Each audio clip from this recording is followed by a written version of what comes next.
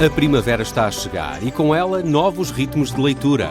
Leia artigos de opinião e receba acesso antecipado a todos os episódios de Podcast Plus. Acompanhe a atualidade ao minuto. Assine hoje o Observador com até 58% de desconto e habilite-se a ganhar uma tote bag e um voucher da Livraria Almedina. Tudo em observador.pt.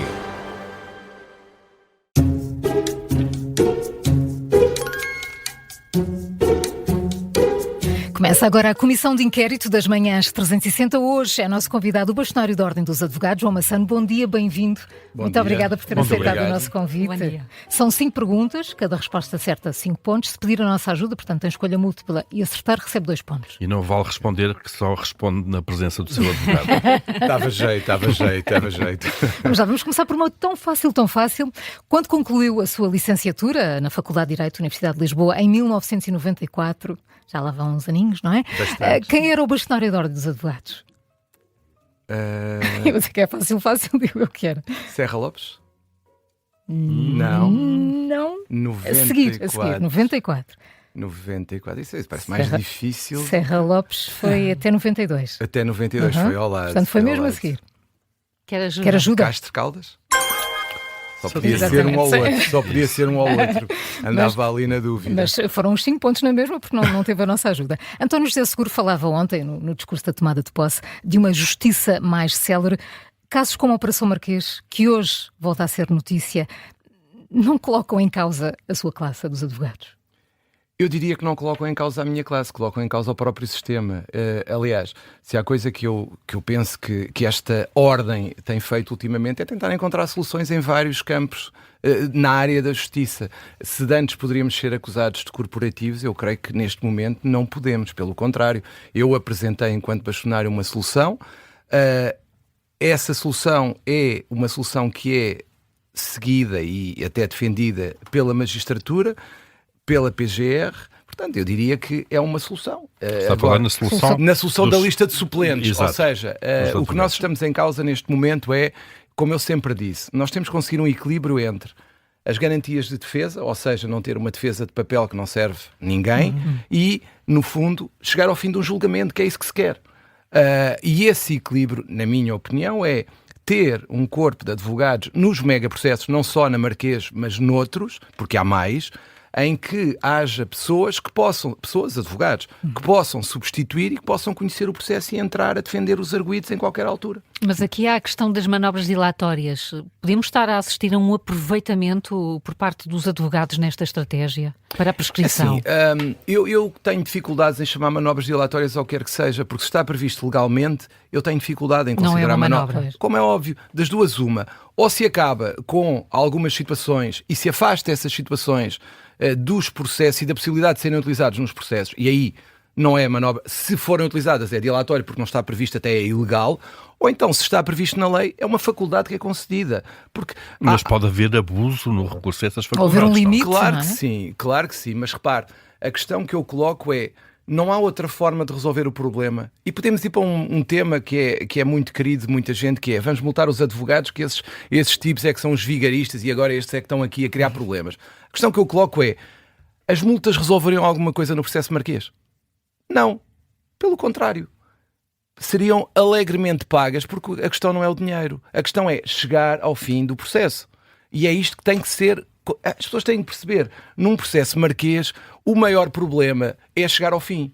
E isso é que tem que ser sublinhado. Não é multas, porque a multa não vai resolver o processo. E acredita Marquês. que este processo vai chegar ao fim? Eu estou a fazer tudo para que chegue ao fim. Se eu acredito ou não, isso é outra coisa. Mas eu sou do Sporting, portanto sou uma pessoa muito esperançosa. É sempre até ao último minuto, quer para um lado, quer para o outro. Portanto... Muito bem, 5 pontos. Vamos continuar no tema, não é? E a pergunta, João Massano, é quantos advogados já teve José Sócrates neste processo da Operação Marquês? Nomeados? Todos. Eu creio que, foram... Até sabe distinguir os nomeados. Não, deixa-me lá ver. Claro, Só contar, porque isto, entretanto, Sim. eu, se não me engano, já são 7. Porque, repare, temos João Araújo de Lille, a doutora Susana, o doutor Preto, depois tivemos mais... estamos a contar com aqueles que nem chegaram a assumir o patrocínio ou não? Sim. Então, aí deve dar a volta dos 8. Muito bem. Portanto, É isso mesmo. Quatro, Conhecedor profundo. quatro dos quais oficiosos. É disso que estamos a falar. Não, a notícia desta manhã desta é que manhã. o último advogado indicado, Marco António Amaro, também já renunciou. E a questão já apresentou a sua solução, como é que se resolve isto, mas isto não é... Que imagem é que sai da justiça para o cidadão? a pior possível. A pior possível. Não posso dizer o contrário, repare. Quando eu olho para isto, eu próprio, mesmo estando na minha posição, eu tenho dificuldade em compreender como é que nós não fazemos alguma coisa para isto acabar. Porque é óbvio que... Mas antes disso, desculpe Sim, interrompê-lo. claro. Compreende a decisão deste advogado? Totalmente. Porquê? Porque, repare, o que nós estamos a dizer a uma pessoa é assim: olha, você vai ler, eu não sei de cor as páginas, não sei quantos teras de informação em 10 dias. E pior, se o senhor engenheiro José Sócrates, com o qual provavelmente você nem vai conseguir falar, que é o arguido para o qual foi nomeado, o que é que vai acontecer? Se ele nomear alguém, você vai sair e vai receber 22 euros hora. Ora, uma pessoa receber 22 euros hora e só quando está em sessão, porque o problema não é estar em sessão. As horas só contam as que estão em sessão, Só não contam aquilo as que que estão se em passa sessão. em casa a preparar o processo. Nada, zero. Portanto, o que nós estamos a dizer a uma pessoa é: olha, você agora de repente fecha o escritório para ir tratar aqui deste senhor e deste processo. E apanha com jornalistas E em cima. apanha isso com os tudo. jornalistas em cima, vai ter a pressão mediática, vai ter os jornalistas todos a querer falar consigo, a perguntar isto, aquilo e aquilo outro. E ainda por cima vai ficar mal visto. Porquê? Porque depois, entretanto, como você não vai conseguir fazer uma boa defesa porque não tem tempo, porque não vai deixar os seus clientes, porque tem contas para pagar, porque os advogados também têm que pagar contas, nós também temos despesas, como as pessoas normais, não podemos andar aqui só armados em paladinos da justiça. E eu estou a dizer a essa pessoa que fecha o escritório durante o tempo necessário, de repente vai para casa estudar um processo que é enorme e que só vai receber 22 euros hora, volto a repetir, 22 euros hora, se chegar a julgamento, porque pode chegar inclusivamente a não receber nada, se acontecer o quê? Se o engenheiro José Sócrates, no dia em que ele vai assumir, disser: está aqui o meu advogado, você faria isso? Vocês Então, fariam isso? Mas o que está a dizer Alguém é faria isso? Racionalmente ninguém faria isso. que advogados oficiosos não são a solução para esta situação. Pelo Nenhum devia contrário, aceitar. pelo contrário. Não, dito de outra forma, não desta forma. Não desta forma. Ou seja, a solução que eu apontei enquanto bastonário foi: não vamos estar a nomear pessoas para irem fazer uma defesa de papel, que é o que nós estamos a dizer às pessoas. Ou seja, eu, em bom rigor, se eu disser a alguém: olha, tu agora tens a ir ali, vais ali defender o engenheiro José Sócrates, se ele te deixar, o que eu faria se estivesse no lugar dele, provavelmente, era: eu não vou aceitar, então eu vou estar a estudar um processo para fazer uma defesa que pode nem existir, quando o arguido nem fala comigo, quando eu vou estar a perder horas e horas e vou dizer aos clientes que me pagam: olha, eu agora vou fechar o escritório porque vou ali fazer uma perninha no julgamento marquês. Ninguém faz isto. Por isso é que... Mas então a justiça e o prosseguimento de um julgamento está nas mãos do réu, que pode pará-lo se quiser com este tipo de expedientes. Se o sistema não tomar uma decisão e uma opção, sim, pode. Mas Que opção? Qual é? Que opção Qual é a essa? opção? A opção que eu defendi e que eu continuo a defender e que acho que é a única possível é nós termos advogados nomeados especificamente para os megaprocessos. Volto a dizer, não é só para o engenheiro Sócrates, é para os 4 megaprocessos que estão neste momento, por exemplo, a correr na comarca de Lisboa, e podem ser outros. Esses advogados estarão em permanência adstritos àquele processo, teriam a obrigação de consultar o processo, teriam a obrigação de assistir às sessões de julgamento e seriam remunerados por essa disponibilidade, porque ninguém fecha um escritório porque lhe apetece ir ver o Mas engenheiro. isso é execuível. Deixa-me só Sim, complementar. desculpa. Esses advogados podem também estar esse tempo todo a receber e nunca ser chamados a trabalhar. É um risco, Pronto. mas o que eu lhe coloco é: qual é o risco que nós queremos correr? É o risco de termos uma justiça totalmente desacreditada e descredibilizada perante a opinião pública, ou o risco de estar a pagar alguém que não chega a intervir? É a questão, como diz o outro, é fazer as contas e colocar nos pratos da balança. Muito bem. Vamos passar para o cinema. Cinema e justiça. É fã de filmes de tribunal? Eu quando tenho séries? tempo vejo. O problema é ver tempo agora. Porque, Muito bem. como eu sou advogado... Este é mais Isto antigo. Isto é antigo. Este é Portanto, mais tinha antigo. tempo, se calhar, nesta altura. Então, qual o ator que protagonizava o filme 12 Homens em Fúria? É um dos mais famosos filmes de tribunal, 12 Angry Men, que se passa numa sala de júri. em que começam com uma opinião e graças à intervenção de um dos jurados Muda. Deixe-me pensar. É um clássico, é Pois preto é, e branco. pois é. Muito Pois clássico, é. exatamente. Que é um De Niro. Mais antigo. Antes. Eu vou-lhe Mais dar, antes. vou-lhe dar 3 hipóteses. É preto e branco ainda. A preto e branco ainda, pois. Mas ele também tinha autor em Raivo City, também era preto e Sim, branco. também é. Portanto, Aí já era uma questão de estilo. aí já não é? era uma questão de estilo. Claro. Henry Fonda, James Stewart ou Cary Grant? Eu puxava no Henry Fonda. Estou muito Está bem. certo. Gosto muito. É um clássico e que nos faz, depois de vermos o filme, acreditar no sistema de justiça e que a justiça é para todos, que também é um título de um outro filme. Em Portugal temos uma justiça para ricos e para pobres, até por aquilo que temos estado a falar, porque nem todos têm acesso aos mesmos mecanismos para que a justiça se faça ou para evitar que a justiça se faça. Se calhar eu também respondo com uma pergunta. A questão das multas, por exemplo, parece-lhe ser uma medida que é igual para todos ou que prejudica os pobres em relação aos ricos? Pois, acho que É prejudica. óbvia a resposta, não Sim. é? Portanto, quando se vai a uma medida como as multas, por exemplo, para supostamente combater a morosidade processual, é um exemplo, na minha opinião, de uma medida que vai, mais uma vez, beneficiar os ricos que podem pagar as multas contra os pobres que vão provavelmente dizer ao advogado não recorra, não reclame, esteja sossegadinho porque senão é que vou ter que pagar a multa no fim. Mas Portanto, no recurso, ainda antes disso, no No- recurso no à recurso, justiça, claro. no No recurso à justiça há obstáculos que impedem que, por exemplo, uma pessoa que não tenha recursos recorra à justiça como outra pessoa com mais recursos. eu diria que a pessoa com menos recursos, os indigentes quase, como se diz, os pobres mesmo, pobres que podem ter apoio judiciário, esses poderão recorrer à justiça porque o Estado paga tudo, no fundo. Os ricos, obviamente que sim. O problema neste caso da justiça e o problema do acesso à justiça neste momento não está nos muito pobres nem nos muito ricos. Está na classe média que paga tudo. E esse é que é o problema. É que nós o que estamos a fazer com o atual sistema de custas é dizer à classe média que não vá a tribunal. E isso é uma forma fácil de resolver as pendências. É as pessoas não irem lá. Não ir. Portanto, e claro que sim, mas não nos muito pobres. Eu diria que é a classe média que é castigada, que É paga impostos. desincentivada a recorrer à justiça. Claramente, porque além das custas, sem garantia naturalmente de vitória, se me permite a expressão, é essa que vai ser sempre prejudicada. Mas sempre prejudicada porquê? Porque paga tudo, depois tem que pagar o advogado, se for consciencioso, não vai garantir vitórias ou então estará a mentir. Portanto, a pessoa faz as contas mais uma vez e diz, eu estar a correr o risco de pagar algo que não me garante uma vitória, eu se calhar prefiro pagar.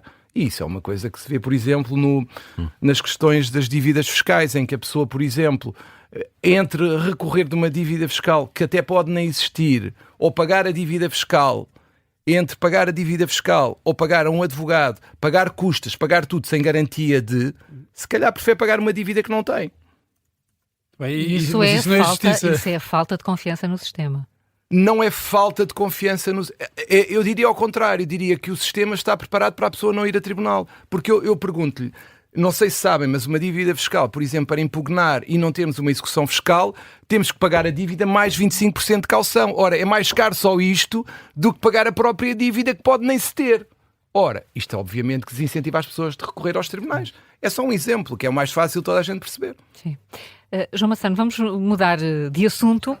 Está com 12 pontos. E esta agora aqui é para os 17 direitinhos. Como se chama o atual presidente do Tribunal Constitucional? É o José João Abrantes. A Constituição Essa era fácil. era Foste Essa dizer era esta mais fácil. fácil pelos bens. Essa era fácil, essa era fácil. Percebo. Às vezes sou muito traiçoeira nas perguntas, Fizeste bem. pareceu-me uma fácil. A outra não sei se é tão fácil. A nossa Constituição precisa de ser revista ou não? O debate vai aparecendo de vez em quando. Eu estava, a propósito dessa pergunta, eu estava com um político bem conhecido, cujo nome, pelas razões óbvias que não posso revelar, mas que me dizia assim, que estava preparado para ser preso político dentro de algum tempo. Que era uma inevitabilidade. Porque ele acha que o curso que as coisas estão a tomar é um curso muito perigoso. E eu perguntei-lhe, porque eu também partilho um pouco dessa ideia, acho que se a sociedade civil, a dita sociedade civil, não tiver uma campanha muito forte de literacia jurídica e do que é os direitos essenciais, eu acho que o risco existe. O Acho quê? que, Qual é o curso que o preocupa? de violação das garantias das pessoas. a troco de uma tendência securitária que neste momento tudo justifica. Ou seja, as pessoas hoje em dia parecem aceitar que de repente se pegue em pessoas aparentemente perniciosas para a sociedade, aquelas que ninguém gosta, as pessoas que são odiadas numa sociedade, e se ponha numa caminhonete e se leve para um tarrafal qualquer desta vida, desde que se sintam seguras na rua, ou o que quer que isso seja. Nem que no meio vá também um ou outro inocente que até pode ser inconveniente politicamente. As pessoas, em nome de uma sensação de segurança, são capazes de aceitar isso. E eu pergunto, onde é que nós vamos parar? Porque, repare, imagina o seguinte, à porta da Ordem dos Advogados, no Largo de São Domingos, eu não sei se conhecem. Sim. Temos No centro de Lisboa, junto ao Recio, só para as junto ao pessoas... centro de Lisboa, junto ao Um bocadinho em frente Recio. à Ginginha. É mesmo em frente à Ginginha. Aliás, a Ginginha é uma dos sítios onde tem que ser sempre que há eleições na Ordem dos Advogados e não só. Se eu chegasse ali e dissesse às pessoas que estão ali à volta, às pessoas boas, entre aspas, olha, de repente vem aqui a polícia e põe estes imigrantes todos e estas pessoas que estão aqui a pedir e a vender até algumas coisas que não devem, coloca-os numa carrinha e leva-os para um tarrafal, eles nunca mais voltam. Mesmo que se corra ao risco de não haver garantias para ninguém, o que é que acha que as pessoas iam responder? O que é que acha o senhor? Eu acho que iam aceitar. Isso é terrível. Obviamente. E repare, quando nós temos classes sociais atualmente que são odiadas por uma sociedade inteira a troco de uma sensação de segurança, e a maior fatia neste momento, eu diria que os mais odiados na sociedade portuguesa hoje em dia são os imigrantes, claramente. E neste momento o que me preocupa é onde é que nós vamos parar, onde é que está a linha vermelha, e eu não vejo que as pessoas a troco de uma sensação de segurança não aceitem que a linha vermelha vá andando de acordo com uma sensação de segurança. Como é que chegámos aqui? Chegámos aqui a custo de muitas cedências, muita aceitação de coisas que não se deveriam aceitar, porque supostamente há uma ideia de segurança, de autoridade. As pessoas neste momento procuram um modelo autoritário. Claramente. As pessoas estão à procura de um pai para a nação. Acha que é maioritário essa procura na sociedade?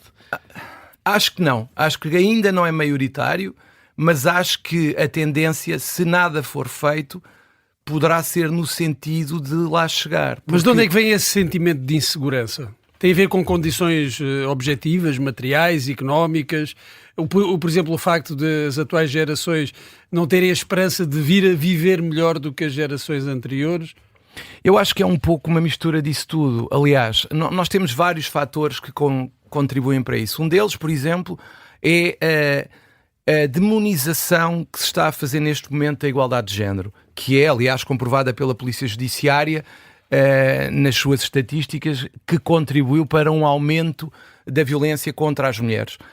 Eu diria que os jovens são muito conservadores, pelo menos uma parte deles, e que de facto serão inclusivamente mais conservadores em muitas coisas do que a geração dos seus pais, e que faz com que muitas coisas que não eram aceites neste momento são aceites.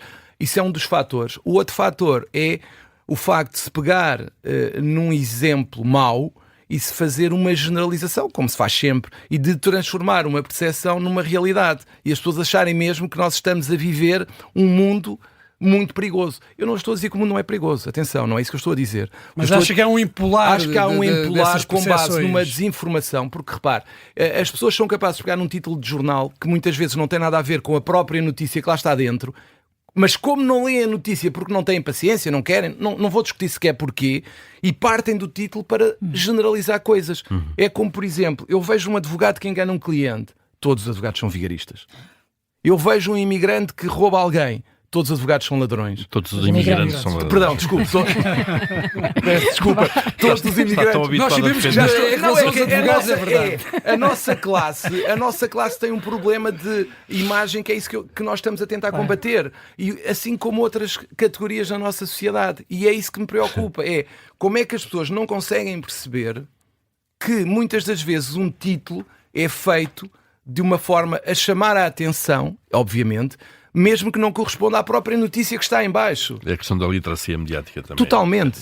Muito bem, quase a chegar ao fim, João Maçã está na altura de chamar a polícia aqui para a nossa comissão de inquérito. A pergunta é: que governo, pode dizer o nome do primeiro-ministro em funções, nomeou Luís Neves diretor nacional da Polícia Judiciária? António Costa. Eu queria sempre, 2018. Não havia muito quem enganar aqui. Então, e um diretor da PJ pode ir diretamente para o governo, para o posto de ministro da Administração Interna? Que cara é essa? Não, eu tenho aqui alguma dificuldade. Eu estou quase como o outro, não é? Poder pode. Poder pode, Mas claro. não deve? É assim, quando temos um diretor nacional da Polícia Judiciária que é nomeado por um governo para diretor nacional e é nomeado ministro pelo governo que vem a seguir, eu diria que fica mais ou menos equilibrado. A questão é outra, e voltamos à questão das percepções e das generalizações a partir de um único facto. O que eu questiono não é tanto, porque eu tenho a maior consideração pelo Dr. Luís Neves, obviamente, mas não é a pessoa que está em causa, é como é que as pessoas vão reagir, por exemplo, se houver um arquivamento no futuro de um qualquer processo contra um membro do governo. Vai ficar sempre aquela ideia, não, ele investigou, agora, claro, está a proteger os amigos, mesmo que não seja ele diretamente. Não é que ele vá fazer isso, porque eu, sinceramente, acho que ele não vai fazer isso. Mas aí não estamos a falar novamente no reino do domínio das percepções, não é precisamente isso que se pretende combater, essas percepções. A questão é como é que nós combatemos isso. Isto é quase a história da mulher de César.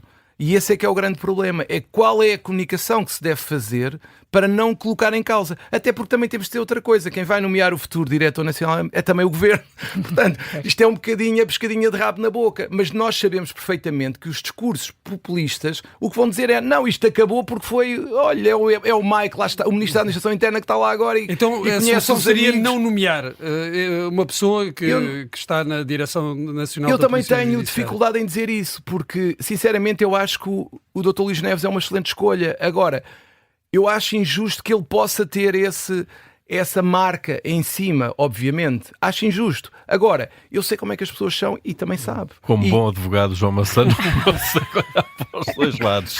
Mas é verdade, repare, o problema aqui é mesmo uma questão Claro, de percepção. sim. Nós vivemos, por mais que eu queira dizer, eu quero uma sociedade, olha, por mais que eu queira dizer o Sporting é todos os anos campeão, eu sei que isso não vai acontecer, por exemplo. Ainda bem. Ainda bem aí. Ainda bem para uns, ainda bem para uns, para outros. Ainda mal para Não, outros. para o equilíbrio, para o equilíbrio. Mas eu sei que a sociedade é o que é e que, infelizmente, o que as pessoas vão dizer é se acontecer alguma decisão que aparentemente beneficia o governo, que seja no âmbito da investigação da Polícia Judiciária, vai sempre ficar em causa. É um bocadinho o mesmo que a descontextualização que foi feita de umas declarações do Sr. Procurador-Geral da República a propósito da prenda de Natal.